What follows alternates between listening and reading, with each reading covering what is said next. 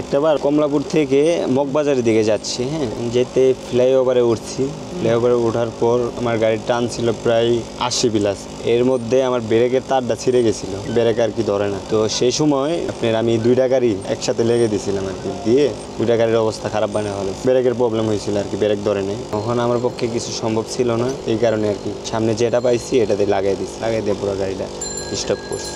Rest তো নেই। আমার যে চাকরিটা, আমার অতটা পেন নাই বা প্যারা নেই। মানে যারা কষ্টের চাকরি করে ওদের কাছে জিজ্ঞাসা করলে এই অ্যান্সারগুলো সঠিকভাবে পেয়ে যাবে না। আমার চাকরিটার ডিউটি হচ্ছে সর্বোচ্চ আমার 5 ঘন্টা ডিউটি, আর এমনিতে শুক্র শনি বন্ধ। বাসা হচ্ছে আমার ইয়াতে, মানিকনগর। মাল যখন আনলোড হয় তখন আমি বসে থাকি বা বাইরে ঘোরাফেরা করি।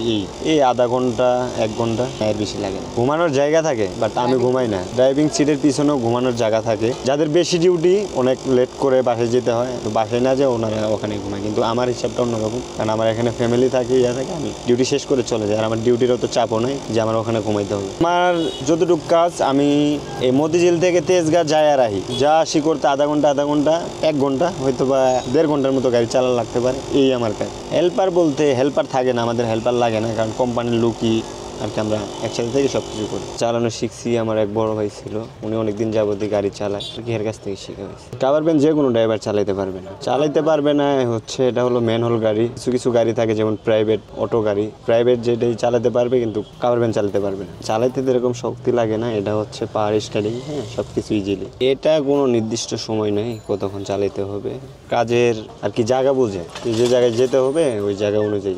বিশেষ করে আমি যে চাকরিটা করি, আমার ওরকম ভাবে বেশি চালাইতে হয় না। আমার 1 ঘন্টা চালাইলে না, আমি ঢাকার মধ্যেই থাকি আর কি, ঢাকার বাইরে যাই না। 80-র উপরে গেলে, কারণ এটাতে মালবাহী গাড়ি, হ্যাঁ, অনেক ক্ষতি হতে পারে। এটা এক গাড়ি এক রকম। যেমন আমি যেটা চালাই, এটার 1500 কেজি। এটা গাড়ি অনুযায়ী অনেক পর্যন্ত আছে। এটার ক্যাপাসিটি হচ্ছে 1500 কেজি আর কি, এটা ধারণ ক্ষমতা। এর বেশি নিলে রাস্তায় প্রবলেম হবে।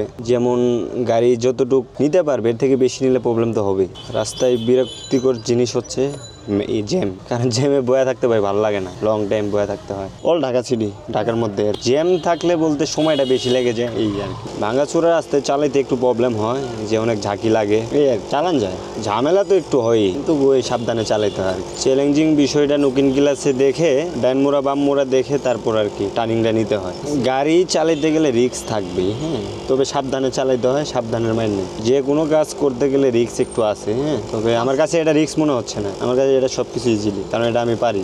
ডেইলি না, আমাদের কোম্পানির গাড়ি ফিক্সড করা বেতন। যখন সমর্থন থাকবে না সেই সময় ওইটা ব্যবসা করবো। আর একটা না একটা কিছু তো করতে হবে না, এমনি বেকার তো আর বসে থাকা যাবে না, কোনো কর্ম তো করে খেতে হবে।